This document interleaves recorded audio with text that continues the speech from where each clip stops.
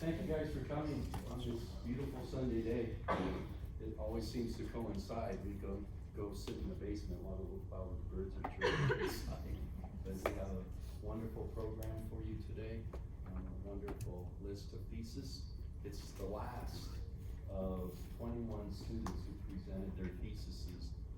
We had a record number of 25 art majors this year, so to make sure everybody could have their day in the sun in the gallery, we divided up into 3 senior art shows this year, so that it wasn't crammed in there and all of their hard work could be paid off. So we have 7 in each lectures. It might sound kind of long to think that these guys are gonna speak for 15 minutes and then we're gonna have a question answer session.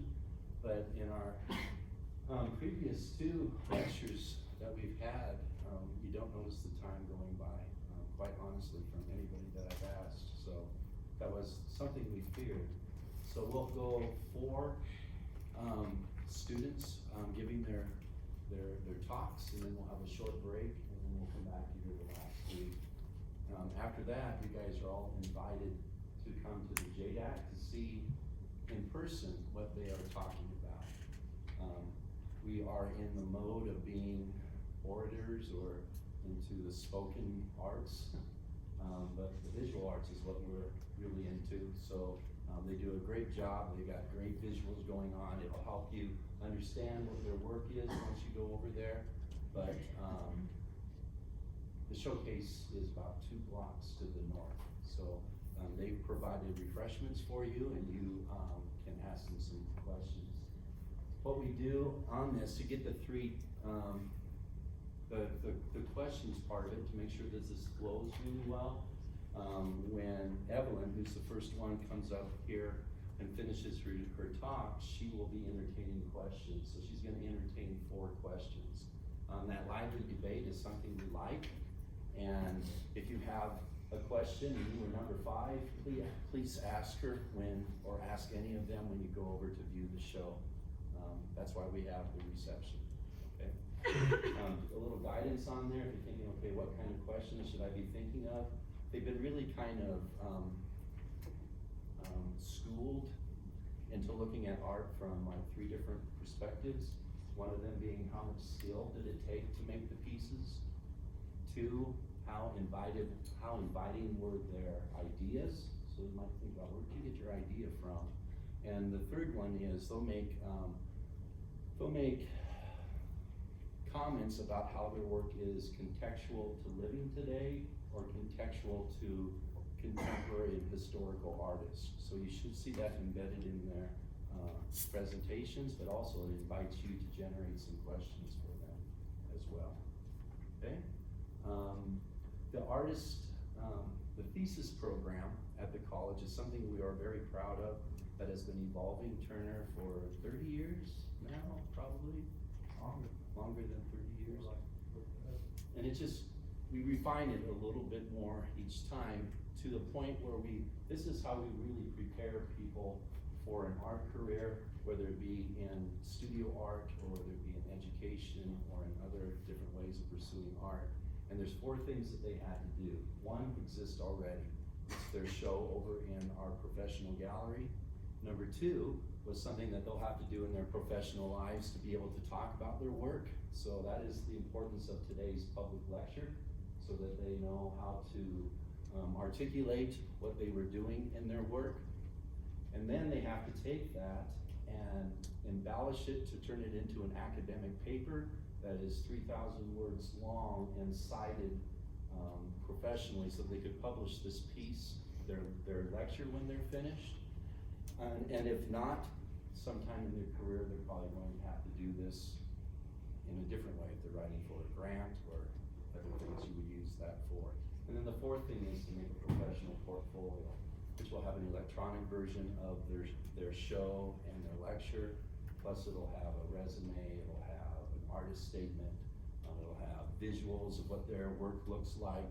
And then we kind of keep that as an archive. We have them for most of those 30+ years. We can go back and see, what students had made, except some of those earlier ones are like on floppy disk. well, even before floppy disks, they were even, so that has evolved as well. We're thankful for the parents who have supported their artist that's going to be presenting today. Would you guys stand and be recognized?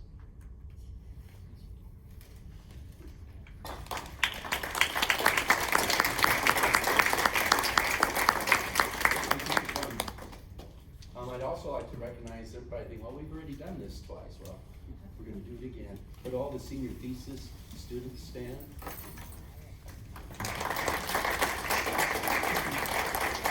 So the third row back, they should look a little wider because they've already done all of this. They're the finale today. And today,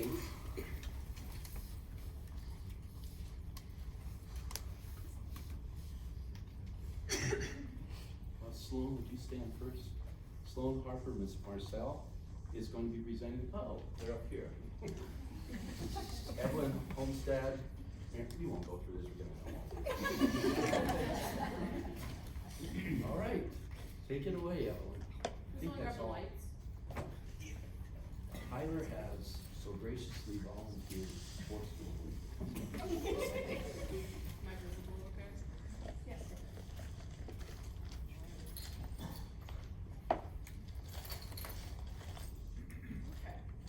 Good afternoon, everyone. I want to thank everyone for coming out today to support myself as well as the 6 other art seniors today. My name is Evelyn Holmstedt, and I'm going to start off with my show piece. So, I want to start with how society likes to label things. You may look at me and see a variety of labels. You may see me as beautiful, creative, funny, and compassionate, or you may see me as a pig, a loser, a whale, a degenerate. However, there is really only one label that matters. I'm human. While it is fact that I may be heavier than the average person, that doesn't take away from the fact that I'm a living, breathing human being. I'm an artist and a biologist. I'm a daughter, a granddaughter, a sister, a friend, and a soon-to-be wife.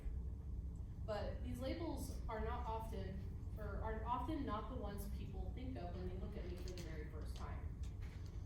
I was a freshman in college when I first started pursuing therapy to start chipping away at my multitude of mental illnesses.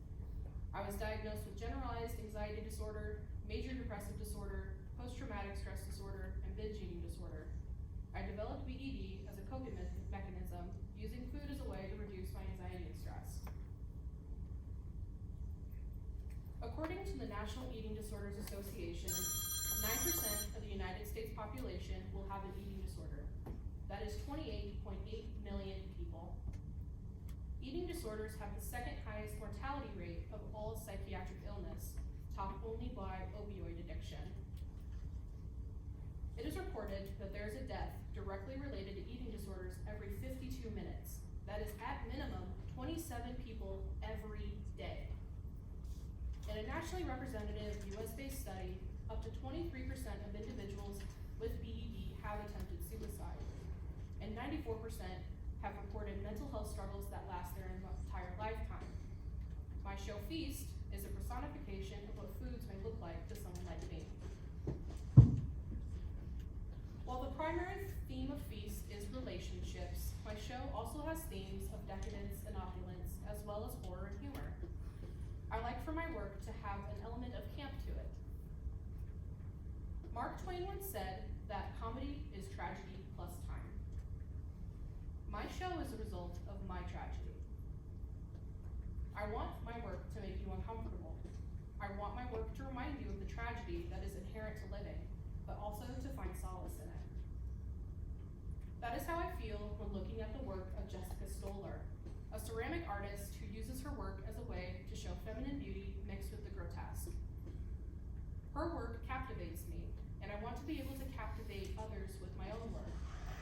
While her work leans more into only serious topics, I like for my work to feature some humor as well. I'm sure a lot of you are wondering how I even got to this point in my show. My show actually went through quite a few different versions before I landed where I am now. My junior year in college was when I made my first monster food. I made a burger made out of human intestines, which I was later featured in the juried student art exhibition in 2023.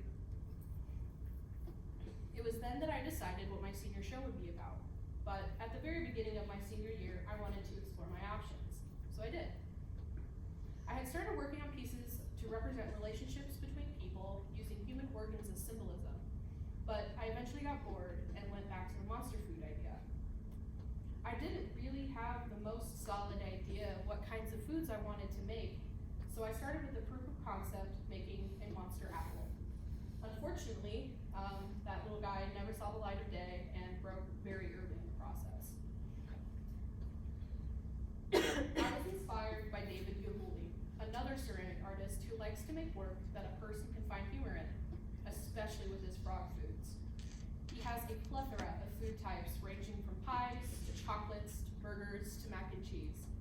His work has an inherent humor that I want to incorporate into my own monster foods. So the piece that took the most amount of time is very easily my wedding cake. I have been working on it since November of 2023, and I only finished it about a week ago, so that's about 6 months of work on one piece alone. The hardest part about making the cake was the logistics of it, just exactly how I would make it.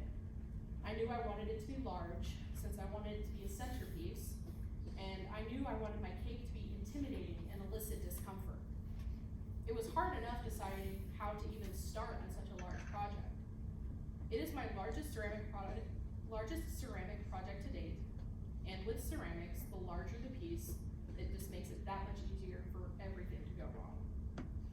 So I finally started with making about inch-thick coils, which are just long noodles of clay, and layered them on top of each other for each of the 3 layers of cake. Now I'm sure you're wondering, why a cake in the first place? I had previously made a monster cake sculpture my last school year, and I was extremely unhappy with it. So I knew with my show I wanted to have a large centerpiece, so I figured to get some retribution by making a cake that I was actually proud of. While Jessica Stoller and David Gabuli are pretty explicit influences on my work in Feast, another influence on my work is another ceramic artist named William Cobbing. He makes these performance type pieces where the person can slowly carve away at a mound of raw clay to reveal a brightly colored face. Many people find his work extremely uncomfortable, and I love it. I love when people react to my work in the same way, because it can often be seen as creepy or weird. I think art should make people react in whatever way, and it is up to the artist in guiding that reaction. And after seeing a few photos, I'm sure you're wondering why the J and E. That's because in August of last year, my boyfriend Jonah of 3 years proposed to me. I knew for my show I wanted to make a cake, so getting proposed to was the perfect inspiration for my 3-tier wedding cake. I wanted to honor our relationship by adding a little Easter egg in my piece for us. All of the decorations on my monster cake were made using slip, which is liquefied clay in a piping bag. I used quite a few different piping tips, ranging from leaf tips to star tips to floral tips, etc. It was easily the most fun part of the process because it was easy to do and redo and redo and redo and redo until I was happy with it. However, there is no one way to make slip. I had to experiment with exactly how firm I wanted the slip so it could be soft enough to use through a piping bag but firm enough to hold a peak. A really good comparison is different meringue peaks when baking with egg white. However, there is really only one way to tell if the texture is truly perfect, and that's by mixing it yourself by hand. And it does take exactly as much time as you think it does. Not a long time. Unfortunately, I don't have any images of when we had to take the kiln apart to build my cake around it in order to fire it. Or build the kiln around the cake to fire it. But just know that the firing process, especially with this fire, which is the first fire, was the scariest. I had been working on this piece alone for months, and I was terrified that it was either going to explode or fall apart.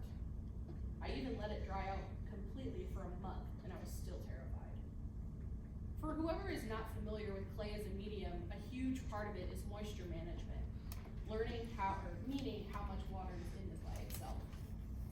It takes a skilled ceramicist to know the stages that their work is in order to know what they can do to affect the piece, how to manipulate the clay. There are 4 main moisture levels, which are slip, which is liquefied, plastic, which means it is soft and easy to manipulate, leather hard, which is good for smoothing stuff out, and then bone dry, meaning that there is little to no moisture content left. Depending on the thickness of clay, it takes significantly longer to dry. Some portions of my cake were easily an inch thick, even after hollowing out as much as I could. That is why I let it air dry for a month before attempting to fire it, because pockets of moisture at 2,000 degrees turns to steam, which can cause an explosion. But thankfully, it didn't explode, yippee, and left a huge cake for me to decorate with glaze. While I do love the building process in building a piece, I absolutely hate glazing. I always will. I have always hated the glazing process for my entire ceramic career, and I was dreading the day that I had to start making my pieces look the way I wanted them to. When decorating my pieces, I often use underglaze, which is basically liquefied clay with colorant that adheres to the clay when fired. Glazing is not as simple as just painting something. Glazes that often need at least 3 layers to actually have the right color and sheen when fired. So overall, the glazing process is just the biggest pain in my ass, and I just don't like doing it. And finally, it was over. 6 months of agony. But during this time, I had to make other pieces as well. I knew I only wanted to focus on desserts, but I still had a hard time picking desserts that I could make recognizable, but also make them creepy. I didn't want to just add eyes or teeth to everything, so I had to get creative. Damien Hirst is an accomplished sculpture artist. Hirst's work has a grotesque beauty of life in his work. He often displays preserved animals ranging from calves to sharks to show the beauty of nature and life around us. And while his work doesn't very explicitly influence the look of my work, I think it influences the feel. Choosing the other desserts was difficult, since I wanted my pieces to look recognizable while also being monsterified. After experimenting with and brainstorming with ideas for months, I ended up choosing to include 4 ice cream cones, a banana split, 2 pies, 2 cannolis, 6 cupcakes, 7 fruit tarts, around 50 teeth candies, 20 insect candies, and easily over 100 meringue candies, which were also made using slip. So how did I get creative with these pieces? How did I make them more monster-like? Well, one of my ice cream cones has come alive, trying to escape. Instead of bananas, I used rib bones in my banana split. My pies are filled with intestines. My cannolis are looking back. My cupcakes have cannibalized each other. My tarts are filled with bugs. I chose teeth instead of hard candies, and I chose insects instead of chocolates. I wanted to add these horror aspects as a way to show how a person with an eating disorder can often see food as the bad guy. They often see food akin to an abuser that you can't escape from, since food is vital to life. While I do love how my show has turned out, I would be lying if I said it was never hard. It was. There were the days I had to walk away, or I would end up destroying something out of frustration. There were the days I cried, stressed out about all of my responsibilities of both of my majors, including work. And there were the days where my mental anguish would cripple me, making it impossible for me to even get to the studio to work. And there were days I would accidentally cut myself or stab myself with a needle tool, making it harder to work with an injury. And there were the days when I had to mix more clay, which was time-consuming and hard on the body, having to haul around 100-pound bags of clay powder. There was also the day that I had to undo hours of work and completely tear apart my wedding cake and completely rebuild it, because it was too thick and too heavy. So obviously, that was not the best experience, not my brightest moment, but I am now relieved that my pieces are done so I can share my perspective as a person with BED with others. I want to end this by thanking a few people that were paramount in this process. My professors who offered valuable insight, such as Brian Core, Turner McGee, Shabnam Janasari, and Michael Fortenberry. I also want to give an extra special thank you to Jerome Dubas, the ceramic instructor who helped spark my love for ceramics in 2019 during my time at the Open Space Art Program. See, there I am. Jerome was a huge part as to even why I came to Hastings College to pursue an art degree, and he helped nurture my then amateur skills and helped me become an accomplished ceramicist. I went from an awkward 16-year-old to a 21-year-old with an attitude. So, thank you for dealing with my sass all these years. Again, I want to thank everyone for coming here today, and I want to invite you to come see and smell my show feast at the JDAC following the lectures. Are there any questions?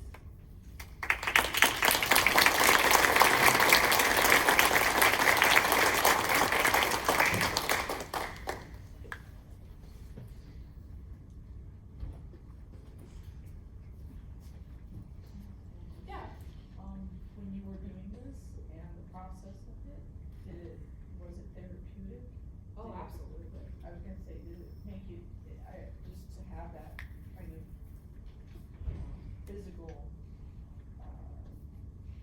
nature of something, rather than just having, to put it in words and so that you actually Yeah, have yeah. it physical. Absolutely, it's a therapeutic process. I've always used art as kind of an escape, especially to express my frustrations. So using my work to, it's like following me. So using my work to help work through my feelings, help fight a bit, and I have improved since starting. So, any other questions? Yes, yeah. How many attempts did it take for you to get the J and the E like that nice? Could you repeat that question? Oh gosh. Evelyn, could you repeat the question? Oh, how often I had to redo the J and the E on the top of the cake. Actually, I think that one I only had to do 3 or 4 times. So it wasn't actually, I used to do cake decorating when I was younger at one of my first jobs, so it was pretty familiar to me. So it didn't take that many tries actually. So. I'm intrigued by your invitation to come see and smell your work. Yes. So there actually is a scent aspect of my show. I didn't really mention it because it's not super relevant to the presentation itself. But there are like little scenty things in there, so there is a smell to my work. So. I didn't know if it was gonna be a monster smell like cake. No, it smells good, I swear. Okay. Last one? As your mother, am I allowed to get you a wedding cake, or are we using this one for I guess we'll have to see, huh? As the soon-to-be husband, the cheaper the better. So yeah. Perfect, thank you.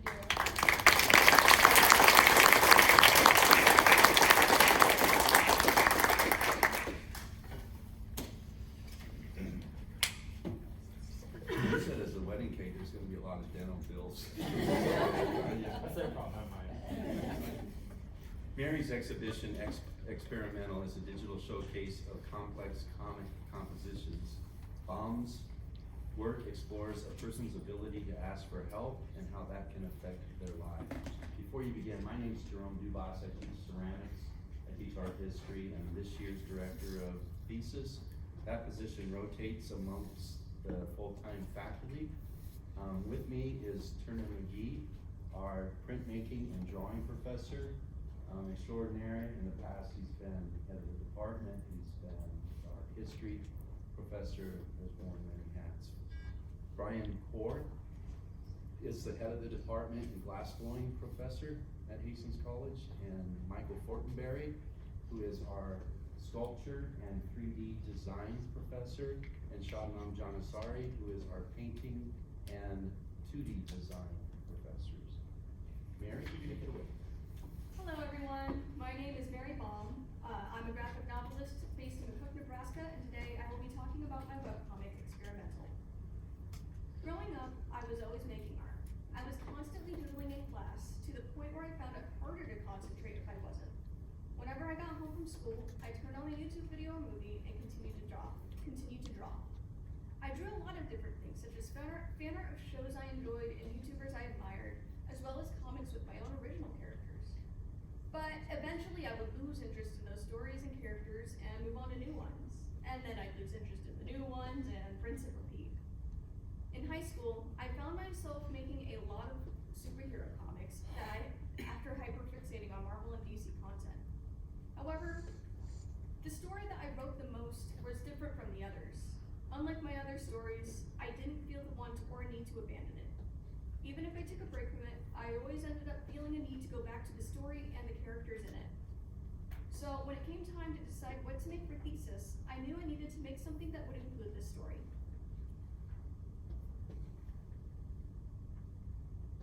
Before I could do anything else, I had to decide what medium I was going to work with. For me, the decision was naturally digital art, as it is the medium I have used the most, even before college. Next, I had to decide what programs I wanted to use. I had initially wanted to use Clip Studio Paint, but since I would have to carry all my computer equipment around 24/7, if I did so, I decided to use the art program Procreate on my iPad. The good thing about Procreate was that I was already very familiar with the program since I had used it all of college. The bad thing was that I had to constantly deal with my iPad lagging and overheating due to how old and how often I had used this iPad. You can ask any of my peers from the 2D studio. There was a lot of angry tapping coming from me. Another program I used was Magic Poser, a 3D modeling program that lets you customize shapes and figures. This helped me a lot when I needed references that weren't attainable from taking photos. This was especially helpful for fight scenes, because I wasn't about to ask my peers to learn martial arts and fight each other for a reference photo. After that, I was ready to begin making Experimental. Experimental is about a college student named Jordan Hudson looking for his sister and his best friend after both were kidnapped. He dons a vigilante persona called the Blizzard to investigate his home city of Los Dedalo and discovers the secrets of the underground world hidden throughout the city. Experimental has gone through a lot of changes through its life, but especially in this last year. You see, this may shock you, but the story written by 15-year-old me was in fact bad. I had to look at everything and either reorganize it so it was better, or change it because there was no saving it. I ended up separating the story into 4 arcs and decided to focus on the first one for the showcase. The next thing I had to do was decide what struggles I wanted to be the focus of Experimental. The first struggle I decided on was human trafficking. Human trafficking is something that plagues the entire world and has risen exponentially in the US over the last decade. Between 2011 and 2021, the amount of individuals prosecuted for human trafficking doubled. Not only have I done my research over the years and listened to people's stories online, but I have known people affected by human trafficking. I grew up being given lectures from experts, and I've had old friends who went missing and never been found. I've seen the families of those friends suffer, not knowing where their loved one is, or if they're even still alive. Along with that, I have friends who almost became victims, but were able to make it out of those situations. However, that doesn't mean that they didn't suffer. They still had to deal with the traumatic memories for years afterwards. The second struggle I wanted to focus on was substance abuse. 21 million Americans suffer from at least one addiction. 20% of Americans have an alcohol addiction, and 3.8 of Americans have an opioid addiction. That may not seem like a lot, but in reality, that is over 67 million Americans with an alcohol addiction, and over 12 million Americans with an opioid addiction disorder. I've never had an addiction to anything like alcohol or opioids, but I grew up with loved ones who did. It's hard to describe how I fully feel about those loved ones and how they raised me, because on one hand, I know that they love me and support me fully, but also growing up, they did hurt me. There was a lot of feelings of anxiety and guilt that I felt, even though I know that I didn't do anything to deserve the trauma I got, and there wasn't anything I could do to stop it. The thing that helped me cope with the trauma best was art. Watching cartoons, reading comics, playing video games, making my own art, all of it helped me in a time when I felt like my world was falling apart. Making and consuming art gave me the hope I needed to continue to smile and laugh, so I wanted to make art that could resonate with others and help them get through their own struggles, such as art had helped me. In Experimental, I wanted to explore what happens when someone in strained relationships goes missing. How does loss affect those still around? Do people shut out their true feelings about someone, feeling guilty about their bad feelings toward the missing? How do community members react compared to loved ones? These were questions I wanted to answer, and I used human trafficking and substance abuse to answer these questions. In Experimental, Jordan's sister Jaden was known for using illicit drugs and in general getting in trouble before being kidnapped. I explored how this affected Jordan and his family through the story, writing it down whenever I thought about it. This wouldn't suffice though, as I knew I needed to write out the story as a whole in order to connect everything together. The summer before this school year, I bought a journal. In it, I began writing the initial important details like which characters were important to the story, important plot points, and the setting. I'd make small portraits for characters to get a taste of what they looked like, and make notes about certain locations as they formed in my thoughts. If I found something that reminded me of a character or setting, I would tape it in where necessary. I also started to outline each chapter and make character sheets with details important to whichever character was about. However, when it came to the chapter writing, I found it much harder than making my characters, as making characters is something I've naturally found more passion in. When talking with my professors, while talking to specifically one professor, he suggested something so inspirational, something never thought of before. Outline the whole story. This made writing a whole lot easier. I was no longer struggling with writing each chapter's plot points because when I felt stuck, I was able to go back to that outline and remember what happens next in a general story. However, this wasn't the end of my struggles making Experimental. Over the end of fall, in the first month of winter, I found myself becoming burnt out. Not only had I spent the last several months working on Experimental, I had also been taking art classes such as printmaking. I was creating 24/7, so my mind never had a moment to decompress. Along with the burnout, I had become physically ill for almost 3 weeks and found it physically hard to draw anything. By the end of the fall semester, I felt lost and unsure of anything I was doing. I felt everything slipping away from me. So over the winter break, I took time to reflect not just on Experimental, but my reason for creating in the first place. When I went home, I went back to the people and media that inspired me to become the artist I am today. The most influential person for me is Alex Hirsch. Alex Hirsch is an American animator and writer who has written for a lot of shows and movies including Mitchell's vs. Machines, Inside Job, and Fish Hooks. One of his most famous works is a show he produced called Gravity Falls. Gravity Falls is not only my favorite show, it is the show that inspired me to pursue a job in the cartoon industry. Hirsch's story have a sense of mystery to them and have a lot of small details hidden within. Initially, I thought that's what made his stories amazing. However, after listening to his commentaries on Gravity Falls episodes and reading more up on him, I realized the reason his stories resonate with me so much was because of his characters. Hirsch writes characters based on people in his life, such as his sister and his grandpa or his college friends. Hirsch sums it up best in an interview he had with Time magazine. If you can take the most outlandish people you know and put them into one series, you're gonna have a lot better luck than if you focus on how can I make the most complicated methodology possible. After listening and reading about Hirsch reminded me why I resonated with fictional media so much throughout my life. I felt seen by characters such as Dipper Pines and felt by the stories these characters told. I knew I needed to go back and think about how to make people relate to my characters and the world they inhabit. When I came back from winter break, I revised my plan and reduced the showcase of Experimental to just the first scene in order to give myself time to make pages of better quality. This also meant that I couldn't go as deep with main conflict as I had initially planned to. To combat this, I focused on the substance abuse aspect since I felt I could write it better and reduce the human trafficking aspect to a simple plot point. In the end, this helped me set the mood of Experimental and laid the groundwork for the themes that over the years will get to blossom and grow. But how did I showcase the idea of strained relationships with one scene? I rewrote an unnamed civilian character to be running away from home after an argument with her mom before being kidnapped. It is only after she has been saved that she questions her actions. However, instead of simply saying, "Oops, the way I've been acting is wrong," she questions why Jordan wouldn't bother saving her at all. I went with this for a couple of reasons. First, letting the reader know right away the moral reason for Jordan saving those who get kidnapped would help with his likability. The other reason was so that it felt like a short story, which would make it feel more complete within the showcase. Something that I am very passionate about is character design, so I'd like to go back in time to the beginning of making Experimental. I had to design the characters before I could begin Designing Jordan was easy, as I had been working on his design since high school. However, I knew I needed to do two things. One, I needed to make a reference sheet. This would help me keep his design consistent, especially in color. The second thing I needed to do was redesign his vigilante outfit. When I was experimenting with this vigilante outfit, I looked at different sports equipment. I figured that not only would it be attainable, it would also prevent him from being injured too much. This led to some, let's just say, interesting choices. I could never seen the first or third design being taken seriously, and I also couldn't see the third design being that mobile. So, ironically enough, I went with the design with the least amount of protection.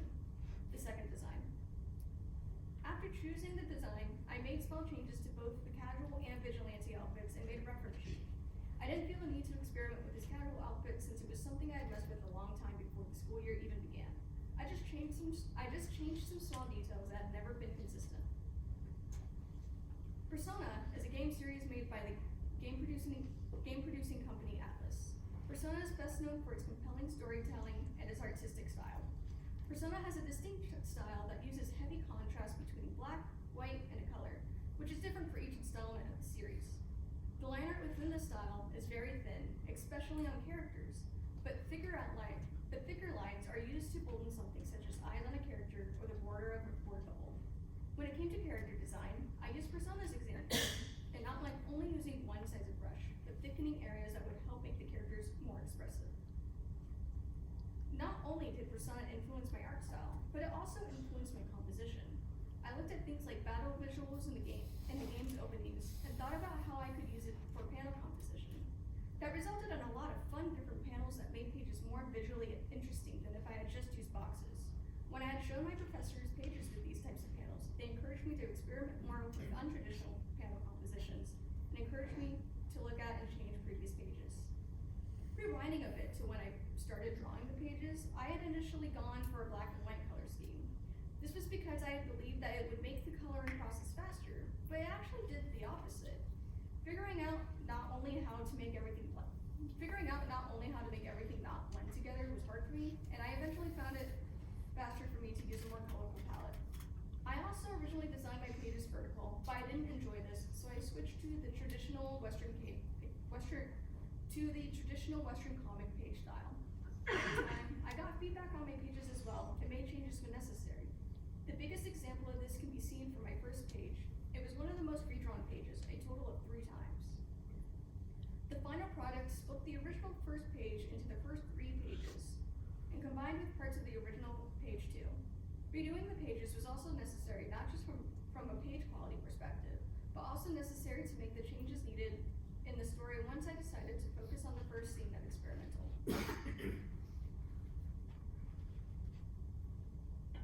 Along with experimenting with unconventional panels, I needed to improve my compositional and anatomical skills. Luckily for me, I was able to take printmaking classes in a direct study with Professor Turner McGee. I truly took the fundamentals of what he was teaching me. He helped me in figuring out what made a composition interesting and when to use certain compositions to get what I needed. Turner also helped me with drawing anatomy of figures, which sped up the drawing process a lot. Turner also had advised me to look at different graphic novelists, which led me to someone whose art helped me a lot in composition. Hiromu Arakawa is a Japanese manga artist. She is best known for a manga series, Full Metal Alchemist. In her panels, she lets a lot of things stick out of panels, such as parts of a character and words. She also uses interesting panel placement that helps convey the feeling of the moment. After analyzing Arakawa's work, I implemented some of her techniques into my own panels. I also experimented with combining different elements together, such as word bubbles and panel borders. All of this helped in how I drew experimental and resulted in me having a fairly streamlined way of designing pages. Quick warning for the next slide, there's a lot of flashing colors, so if you suffer from epilepsy or another condition that can be triggered by flashing colors, I would recommend looking away for the next slide. When making the pages, I started out with a rough sketch of each panel on Procreate to determine where a panel was and what was happening within that panel. For figures, I sometimes used Magic Poser to reference the pose for a character. However, as time went on, I used Magic Poser less and less, as not only were poses simpler towards the end, but I also improved in making figures without references. After making the rough sketch, I would outline everything in detail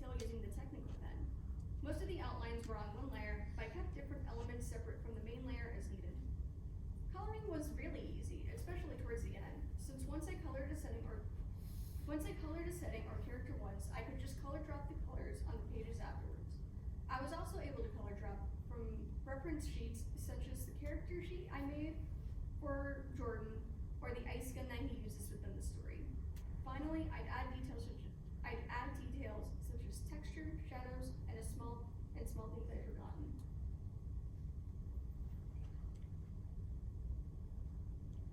When naming it, anyone who looked away can look back now.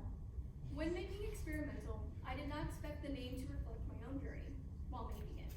There were times where I felt like I wasn't meeting my own expectations, but through experimenting with different elements of the comic, I was able to make something that I am genuinely so proud of. I'm proud of the story I was able to create, and I'm excited to continue making. I want to leave you all with the biggest lesson I learned throughout this year. Never stop experimenting. Challenge yourself and make new discoveries. Doing the same thing will never be as satisfying as learning and making new things through experimentation. Thank you for coming today, and I will now take any questions you may have.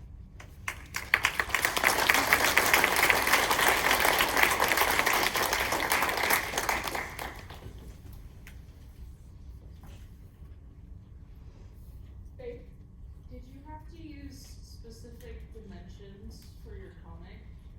Yeah, so I can't remember where in work rate it's in, but it's around 8 by 10. That's why I ended up printing them out physically. And I made sure to have it be a specific panel setting I had, so I didn't have to put in the control, all the specifics every time I needed to make a new page.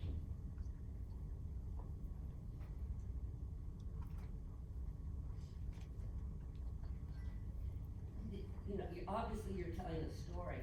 So do you start with coming up with the script, the story, or does the story evolve as you're creating the comic book? So it's kind of a combination of both. I have an outline of every single main plot that happens throughout the story in its entirety. But as I'm making specifics for chapters for each arc, that can change for what's necessary. Was it a satisfying process to go back to something you had worked on from when you were younger, in high school, and really turning it into this comic book? It was extremely satisfying because recently I hadn't even realized how many comics of these characters I had made. I made so many, and being able to see them in comic form back then improved so much to now is really satisfying to look at.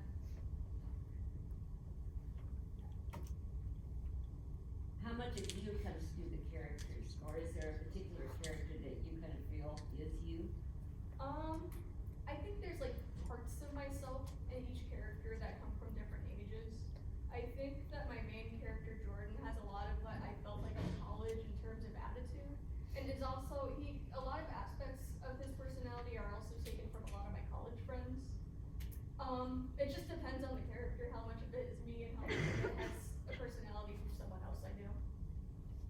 Okay, thank you.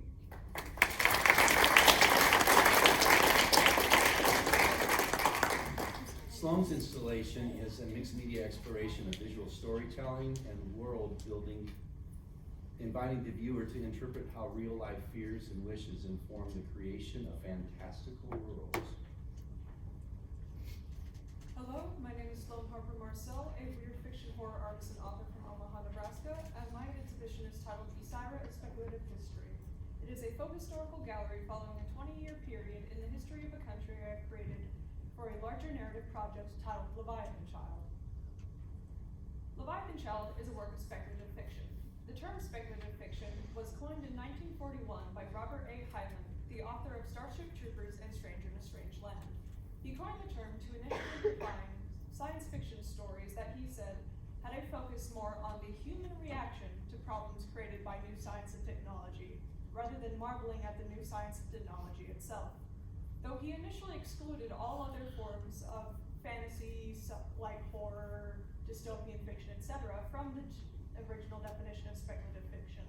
Over the definition, the term has expanded into an umbrella term that encompasses science fiction, fantasy, horror, dystopias, and any sort of fiction that is historically, socially, or politically speculative. Writing and drawing have been my greatest passions for as long as I can remember, and though my specific career goals have varied between 2D storyboard artist and 3D animation artist, I've always been pursuing storytelling as my career. Growing up with multiple mental disabilities, I often used fiction as an escape when I found real-world social cues too difficult to understand, as fiction often provided a clear structure and reason to the cause and effect of events.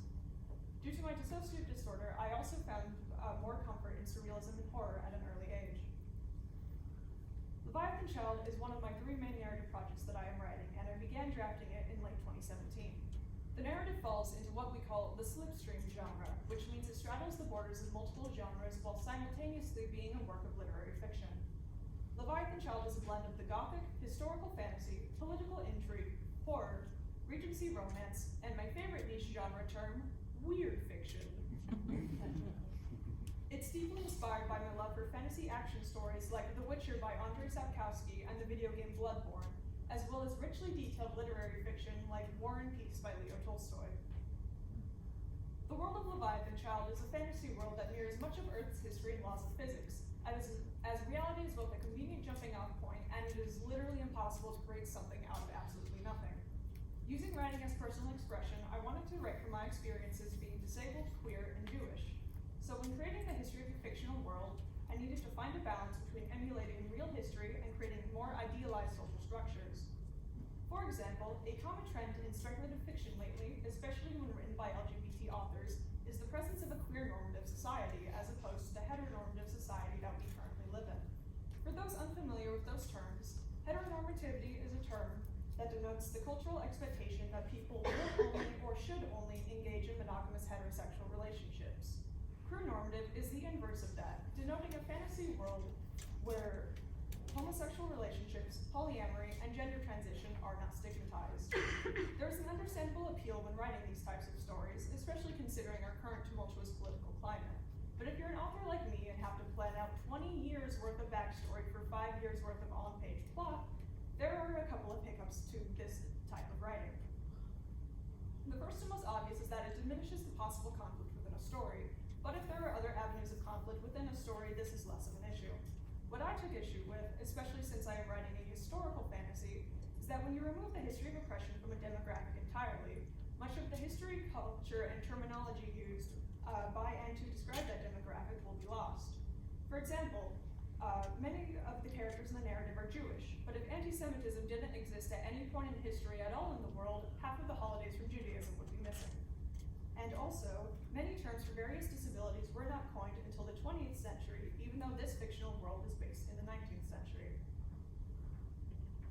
The fictional world of Leviathan Child uses the Hebrew calendar, both to divorce it from the Christian Gregorian calendar, as well as to better disguise my intentional anachronisms, and without having to invent my own original calendar to do so.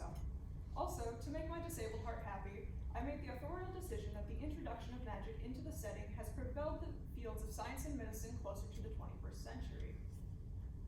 And also, I have made Ysira a secular, mostly queer normative society. I've been talking a lot about how I wrote Leviathan Child, but I have yet to tell you what I wrote for Leviathan Child.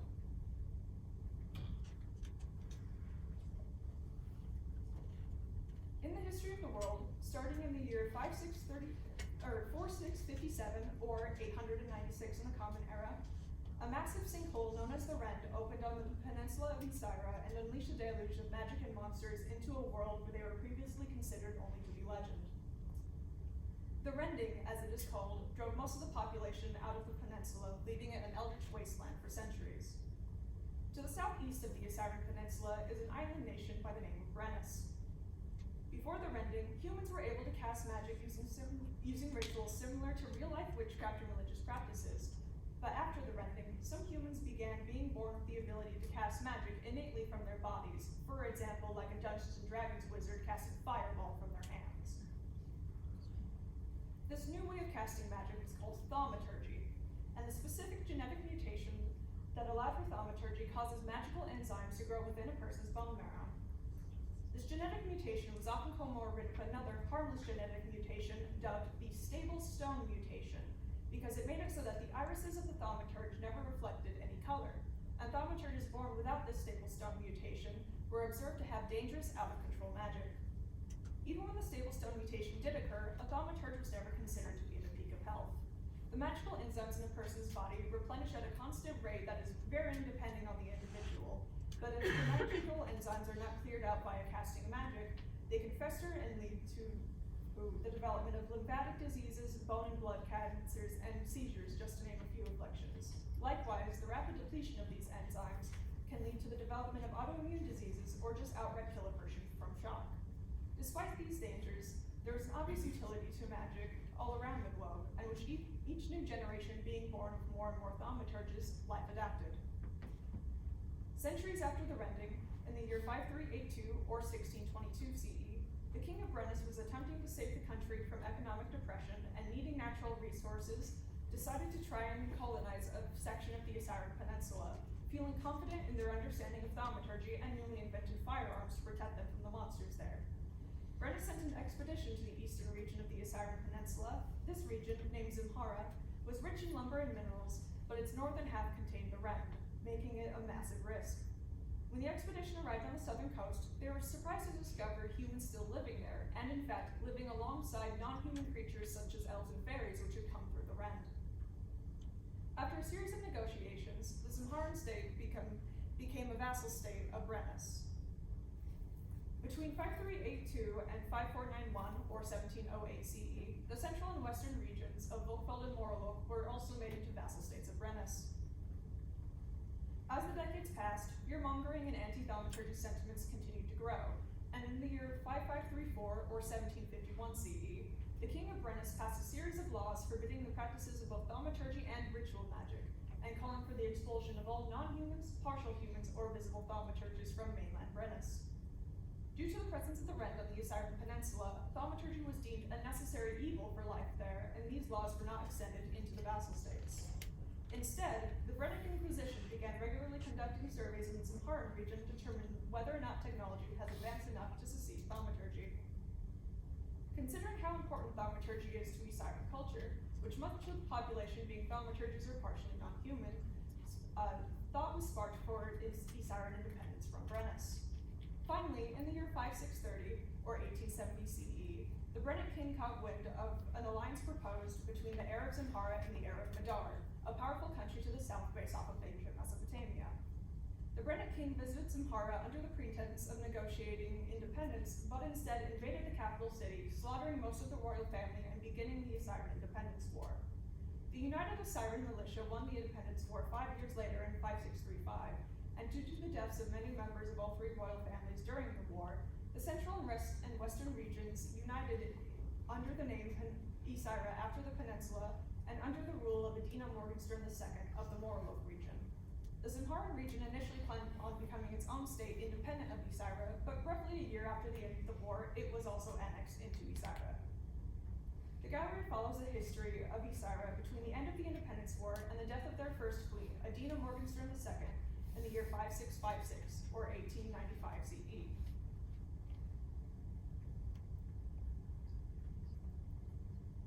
When it came to creating the pieces within the gallery, I was first faced with the decision of whether or not to include pieces that showed off the proper characters, or to have the gallery only include artwork that could possibly be created and exist within the fictional world itself. I was very heavily inspired by illustrators like Arthur Rackham and Harry Clark for their emotional use of line and distortion of forms when it came to narrative illustrations. But in terms of artwork that could exist within the narrative itself, aka diegetic artwork, I was equally inspired by Sebastian Mitton and Cedric Peraverne, art directors and concept artists for the 2012 video game Dishonored by Arcane Studios, for their use of form, color, and texture to create moody environments that tell their own stories. Considering that I am currently in the middle of a major revision to the actual narrative itself, I elected to focus on solely diegetic artwork for the exhibition. With that decision made, next came a decision on what kind of artwork to include in the gallery. My skill set lies mainly in 2D media, so I set my emphasis there, then set to creating the first piece that would serve as the anchor point of the gallery, the map of the fictional world. I've had sketches of Brennus and Isarid since 2020, but I haven't designed the full globe since before last fall. I ended up being very happy with how I free-handed all of the landmasses and political borders, but after I finished that piece, I realized that Brennus and Isarid were both too close to the equator for what I intended their climates to be, and the focus should be solely on those two countries instead of the world at large, so I redid the map digitally. Since the narrative of the Leviathan child is deeply rooted in mystery, I was unsatisfied with the idea of a gallery that was a cursory glance at only the aesthetics and daily life of the world, and needed to inject evidence of the plot into the gallery. To do this, I created a series of 3 portraits of the Royal Morgenstern family spanning a 26-year period. The first portrait is set in the year 5630, painted just months before the Independence War that would claim the lives of everyone pictured, except for the youngest princess wearing blue, Adina Morgenstern II. The second portrait was painted in the year 5645, after Ysira has rebuilt as a unified nation and reached a period of economic prosperity and growth during their Industrial Revolution. Adina Morgenstern II was crowned queen very shortly after the Independence War, and was married to a low-born military officer named Abram Amzel. At this point, their 4 children have all been born, and working as their governess is Ariel Soroka, the former crown prince of the Zamharan region, who fought alongside Abram Amzel and Adina Morgenstern during the war. The third portrait was painted a month after Queen Adina passed from pneumonia, during the time that Crown Prince Eli Morgenstern was engaged to Princess Deidre Ifernat of Brennis in a very promising political alliance. During this period, Ariel Soroka was set to retire from his post as the children's governess and return to the Zamharan region. But on the 22nd of the month Marheshvan in the year 5656, his replacement in training, a Brennic immigrant named Aoife Byrne, attempted a coup and murdered Princess Adel and King Consort Abram with her vampiric coven, leaving the painting unfinished. Between the establishment of Ysira and the attempted coup, there were a number of things I wanted to illustrate about the world, namely a mention to the organization of the Ysiran Royal Huntsmen, some indications of the magic system, and the circumstances surrounding the annexation of the Zamharan region. I also wanted to include a number of pieces showing off the architecture and clothing common in Ysira to ground the exhibition in a particular aesthetic. But I was unsatisfied with my attempt at a fashion catalog, and the Morgenstern Palace was in need of redesigning, and in the interest of time, I considered the illustrations that showed off the plot to be more important than these aesthetic pieces. The landscape painting crossing the Odessa at dawn is the only survivor of what I am calling the fluff pieces. When it came to plot-heavy pieces, I initially struggled with wanting to lean into purely visual storytelling, but struggling to find a way to communicate exactly what I wanted to communicate without the inclusion of words. Hence, I have added faux museum plaques accompanying most of the pieces in the gallery to provide extra context, and rather than produce a horde of false legal documents and product schematics to show off multiple aspects of the world, I would maximize wall space by writing the 2 newspapers. I have a lot more experience creating digital art that will exist online than creating digital art that is meant to be printed, and unfortunately both newspapers are too closely cropped on the edges. So if you need assistance reading what they say, please do not hesitate to ask me in the gallery. When it came to expressing the narrative through art, I got to do one of my favorite tricks of speculative fiction, and that is to give the implication of a larger world and ideas without actually laying out all of those details on the page itself, since to lay out every detail of the world on the page will very quickly bore and overwhelm every reader. For example, in both newspapers, instead of a horoscope section, there is a section titled Planar Transpositions. This is because after the renting, humans learn that there are multiple planes of reality within a single universe, and magic and monsters originate from planes furthest away from the material plane where humans live. All of these planes of existence orbit around each other like a solar system, and have an effect on each other similar like gravity, and when they pass by each other, they can produce unusual effects in the material plane, especially when using thaumaturgy. I delved very heavily into art history to inspire many pieces in the gallery, with not only the illustration, but in fact actually the entire plot point of the Brennic survey group who were massacred 6 months before the Independence War, being inspired by Francisco de Goya's painting, The 3rd of May, 1808 in Madrid. Though I was deeply inspired by Romanticism and the Gothic when creating art for Leviathan Child generally, I found genuine historical newspapers and political cartoons to be among the most useful references for my work for this gallery. Overall, there are many pieces that I wish I could have included or executed differently, but I am very proud of how the exhibition has turned out, and invite you to engage with the gallery and see what kind of questions and answers you can tease from its contents. I will now open the floor to questions.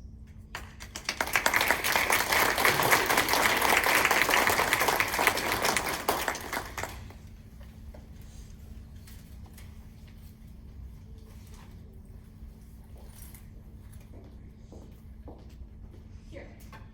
So, during your world building process, what were the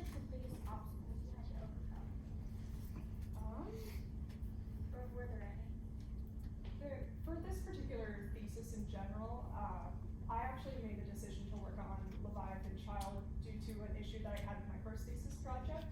And considering a lot of the themes in Leviathan Child, actually considering like anti-imperialism and actually the nature of a lot of the characters being Jewish, it was mainly honestly a concern about that my opinions on current world events would be extrapolated incorrectly from the gallery. Basically, my biggest fear was, oh God, I hope no one looks at this and thinks I'm a Zionist, because, ugh. Yes. So you mentioned Heinlein early on in the presentation, but what were some of the other authors that inspired you, or did you look at references to do some of your world building or some ideas from them? I do have a very long list of references. Leo Tolstoy is another one, and as well as Andrei Sapkowski, who I mentioned, but also in general, and pardon me for just a moment, I have to actually fetch the names from my memory.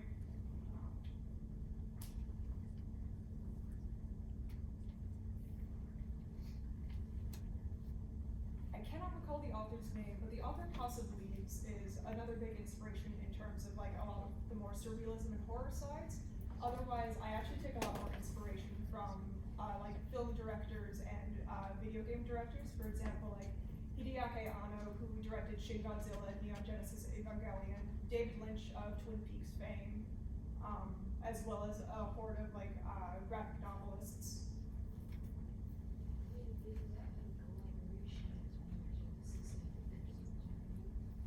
I'm sorry, please repeat that? I played a game that had a collaboration with different genres, but they made us stuck with. Oh, neat.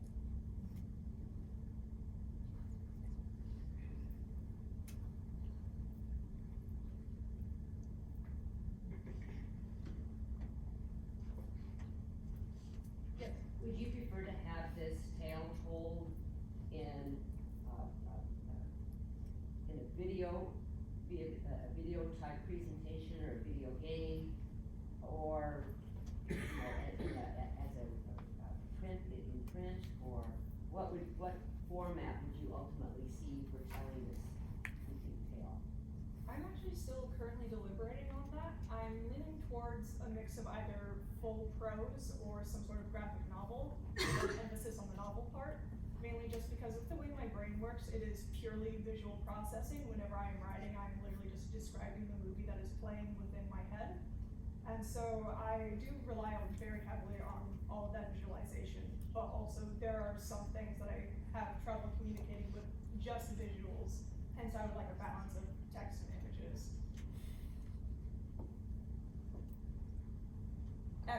Is this something you think you could publish in the future and maybe get revenue from it if you or when you finish it, if you wanted it to be more of that graphic novel or more novel with graphics? Yes, I sure hope so. All right, thank you.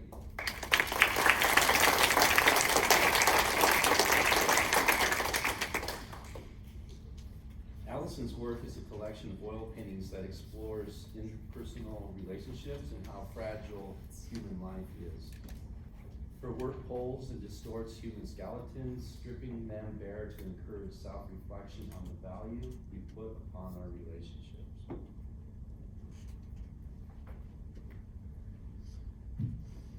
Hello, I'm Allison Peyton, and I'm a surrealist oil painter. If you're anything like me, you might spend a lot of time in your own head, thinking and overthinking questions you never really have the answers to. When you're supposed to be sleeping, but you're up late thinking about random things anyway. One of these questions that's always really bothered me and kept me up at night is, how do we prevent suffering? It's a heavy question that's really hard to answer. But what I wanted to do for this series of paintings was to somehow relate to this question and create a space for the viewer to introspect and have the chance to really process our mortality, our relationships, and ourselves.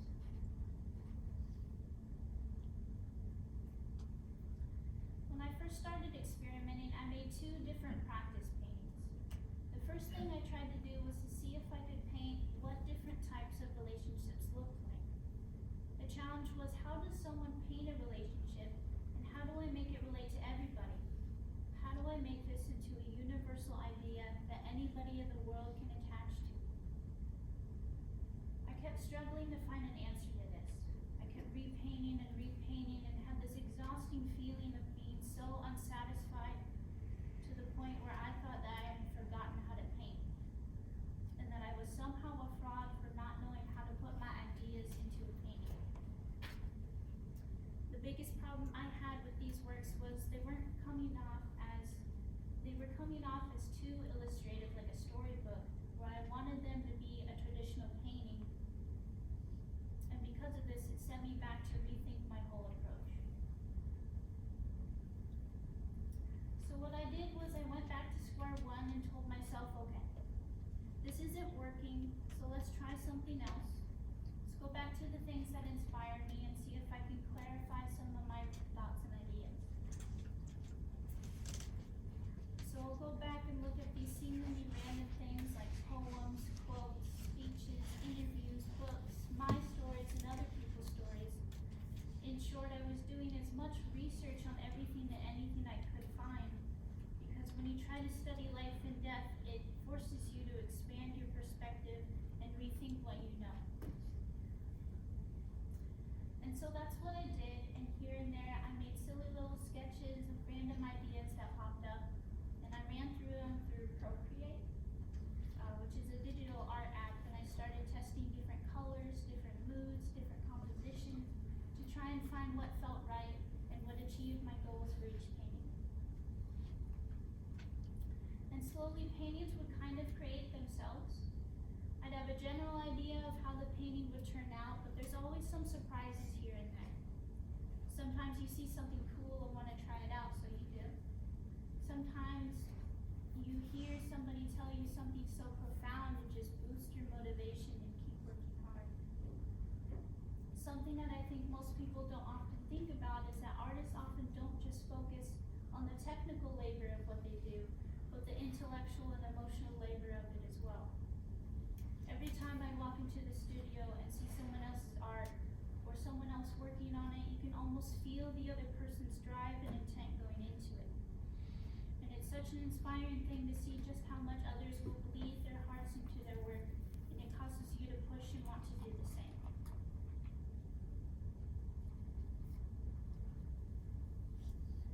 The major theme of my work revolves around showing how our view of mortality and how our relationships influence the way we choose to live our lives within the context of today. But it's also meant to offer space for introspection. With how busy we've become and how overwhelming and daunting the news can be today, it doesn't feel like there's much room to talk about the content of our world, or to even consider how we feel about it. There's this popular psychiatrist I like to listen to a lot who goes by Dr. Kanajia, or Dr. K for short. And he said that we're so constantly distracted by external things that we aren't giving ourselves enough time to process the things that are going on around us. If we don't give ourselves the space to introspect, then we'll slowly start to lose the ability to know who we are. As soon as we don't know who we are, we'll again turn to external things to find the answers.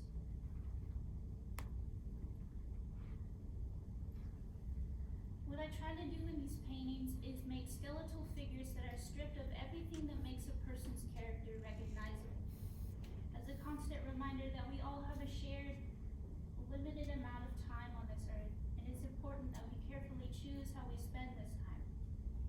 I removed their surface value to show you that what others can offer us is not the first thing we should see, not what they look like, where they come from, their skills, their knowledge, the money they have, or any other advantage they could give us, but the fact that they are human. We all want to be heard and valued for who we are, not for what we have. For instance, in this painting, Vacillate, I was focusing on the idea of how we have conflict with people. When we have an argument with someone and instantly write them off as wrong, arrogant, or unintelligent, are we really considering their side? At the heart of every conflict, aren't we all just aching to be heard? I try to generate questions like these for the viewer by using color that shows this uneasiness, as if the tension in the air hasn't quite settled yet, and there's no telling how this conflict could go.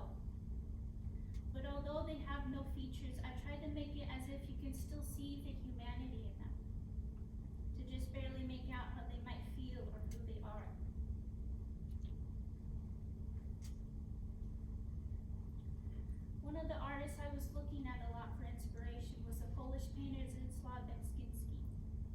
I really liked the way he was creating his figures in fading backgrounds because they almost build up this ominous and thought-provoking atmosphere I really admired. Seeing his work made me want to try experimenting with how I could maybe use some of these elements to create my own thought-provoking space. For this painting in particular, I had gotten the idea from a poem.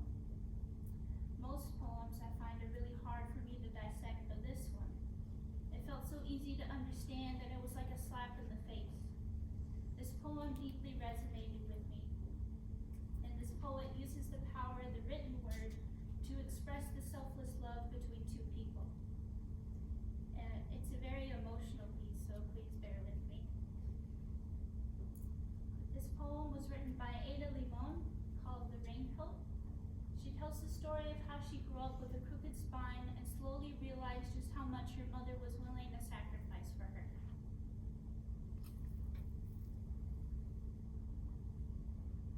I tried to pick out the most important part of it instead of reading the whole thing. Today at her age, I was driving myself home from yet another spine appointment, singing along to some maudlin but solid song on the radio, and I saw a mom take her raincoat off and give it to her young daughter when a storm took over the afternoon. My God, I thought my whole life I've been under her raincoat, thinking it was somehow a marvel that I never got wet. And this made me think that maybe living is meant to be a sacrificial thing, where the amount you're willing to give to others can help define your purpose and give meaning to the things we do. In the same way I imagine a parent might feel purpose in raising a child. To sacrifice yourself for someone else's future could be a source of meaning.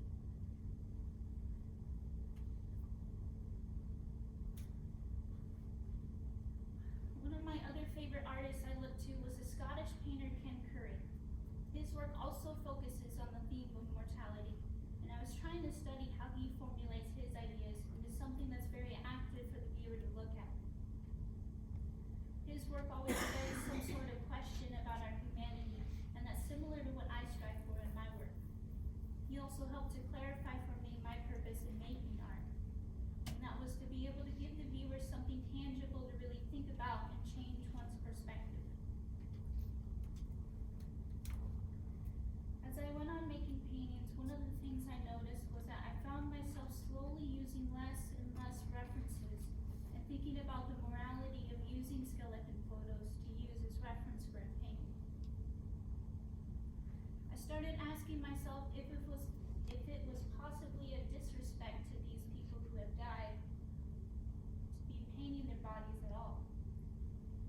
I did find this a bit strange since I'm not really religious and was still asking myself these kinds of questions on the sanctity of someone's memory. Sometimes I turn to the Norwegian oil painter Odd Bertram to look for different ways of using color and texture to try and find ways of changing the emotional composition of a painting. When I first found his work, I was a bit put off and uncomfortable from the other types of subjects he was painting, but the more I sat with them, the more I began to appreciate them. The more I really looked at his other paintings that first made me uncomfortable, the more my perspective changed. In my opinion, what makes a good painting is one that haunts you. One that revisits your thoughts in random days, and when you go back to look at them, it almost deepens the mystery around it, making them so much more appealing to re-experience. Everywhere you look, there is someone suffering.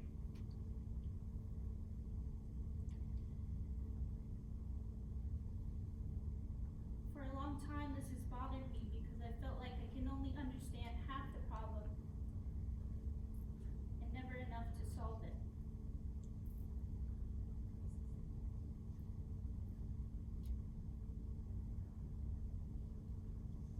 Every time I hear of someone suffering, I'd be wishing I knew enough to get to the root of the problem, but end up feeling helpless that I can't take the weight off of their shoulders.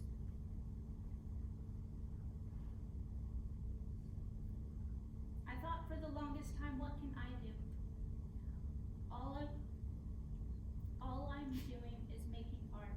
I'm not studying to be a doctor or a politician. What kind of change would I be able to make? After a long time of considering this question, I thought that maybe the best thing I can give to others is a different perspective. I wanted to try to create a visual experience that lets the viewer have the space to think about these things, to think of our mortality and how we use this time we're given.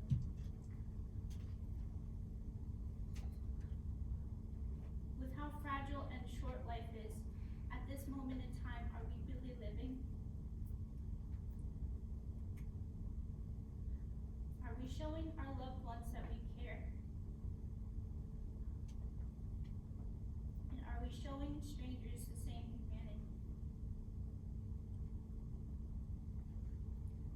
What I hope these paintings do for you, without taking away your personal experience or interpretation of them, is to create the image that feels like you're looking at the glass half full and the glass half empty, where you're getting both a positive and a negative view of whatever you might see or feel in them.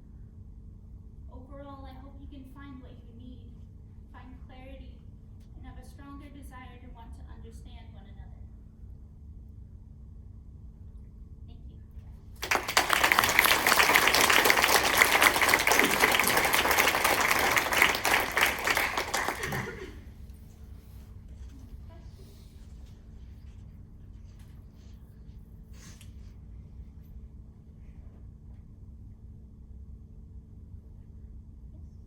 Which was your favorite piece to work on, just like throughout the process, or which one is your favorite end result?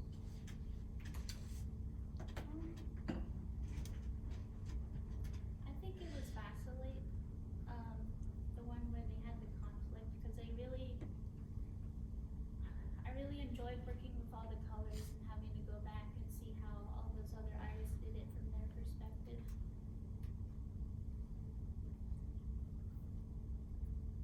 As you continue, or if you continue like this body of work, are you content with it being skeletons? Do you feel like that's a big part of your style? I think it will be, because I think it's important.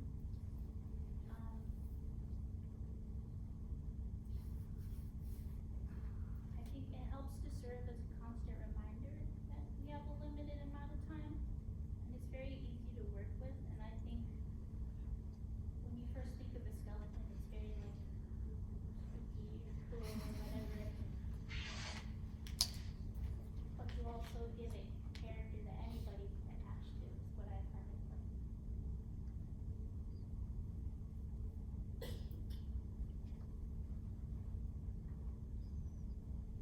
You can definitely see where the artist that you were inspired by inspired your work. How powerful was color to influence, like, for each of your pieces and the story they were telling? I think it had a large effect. I didn't want the colors to be too bright, because otherwise it would have felt kind of obnoxious. So I wanted, when you look at it, you look deeper at the colors and find more than just muted grays. You find more color there.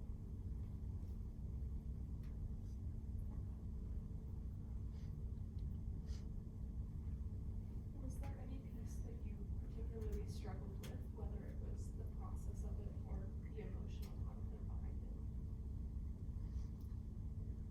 I think all of them had their own kind of weighted struggle to it when I thought about it. Because every painting I have to kind of like put myself in there. Yeah. But I think the most difficult might have been the Before Dusk one. Definitely, because it just hit so personally. What size are your paintings? Are they large or are they more small? And what does the size of the canvas say about what you're trying to convey?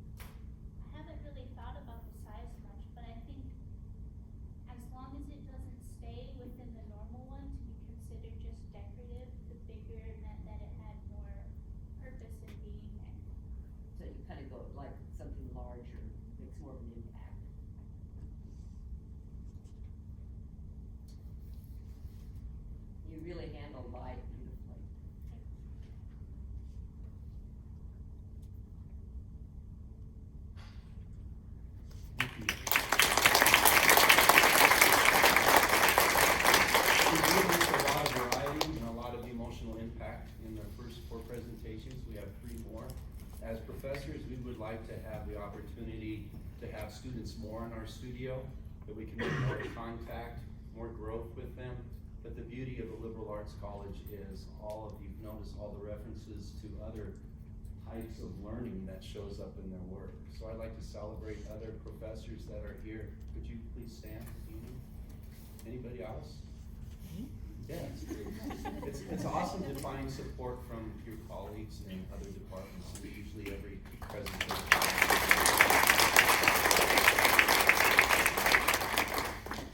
Well, we're gonna take about a 5-minute break, guys. Get up, stretch around. Thank you.